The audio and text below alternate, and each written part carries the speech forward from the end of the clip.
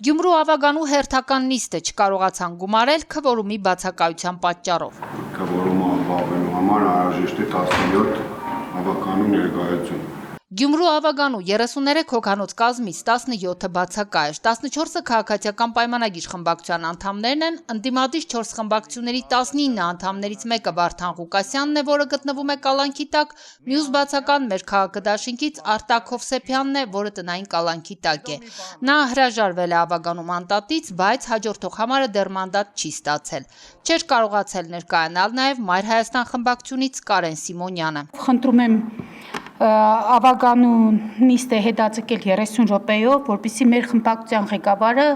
ներկա գտնվի մեր նիստին,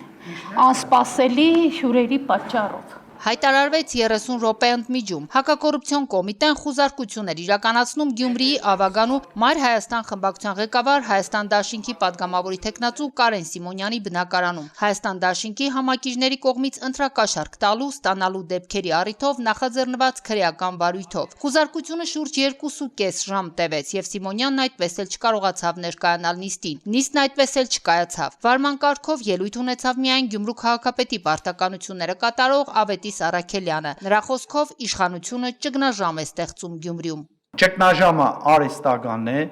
շինովի է, չկա այդպիսի բան եւ փաստը քաղաքացիական պայմանագիր կուսակցությունը եւս մեկ անգամ տաբալեց ավագանու նիստը։ Մեր քաղաքը խմբակցության ղեկավարի խոսքով չի հարգվում գյումրեցու կատարած ընտրությունը։ Երկու հերթական նիստ չկայանալու դեպքում ավականին ինքնաբերաբար լուծարվում է, կորցնում է իրավական ուժը, բայց մենք մեկը արդեն մեկի պատմությունը ունեցել ենք, որ էլի այսպես հապշտապ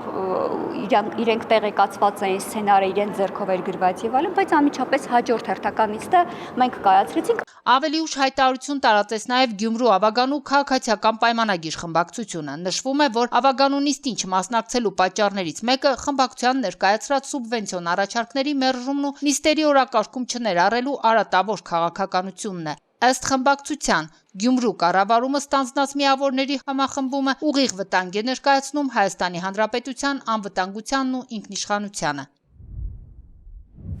Եռագլուխ դաշինքը ներկայացնող 4 ուժերը Գյումրիում պատասխանատվություն են ստանձնել կառավարում իրականացնելու ու ակնհայտորեն ձախողել են թե Գյումրու կառավարման եւ թե իրենց վերադասների համար համապետական ընտրություններում հաղթանակ ապահովելու գործում։ Եռագլուխ դաշինքի ներկայացուցիչների գնահատականը գյումրեցին տվել է հունիսի 7-ին։ Իր գնահատականը գյումրեցին տվել է նաեւ մեզ 50%-ից ավել ձայն տալով քաղաքացիական պայմանագիր կուսակցությանը։ Գյումրու եւ գյումրեցու շահերը արհամարող Գյումրին փաստացի ճգնաժամի առաջ կանգնեցրած ուժերը պետք է հեռանան։ Այսպես է եզրափակվում քաղաքացիական պայմանագիր խմբակցության հայտարարությունը։ Քրիստինա Մկրտչյան, Մարտին Գևորգյան, Լուրեր։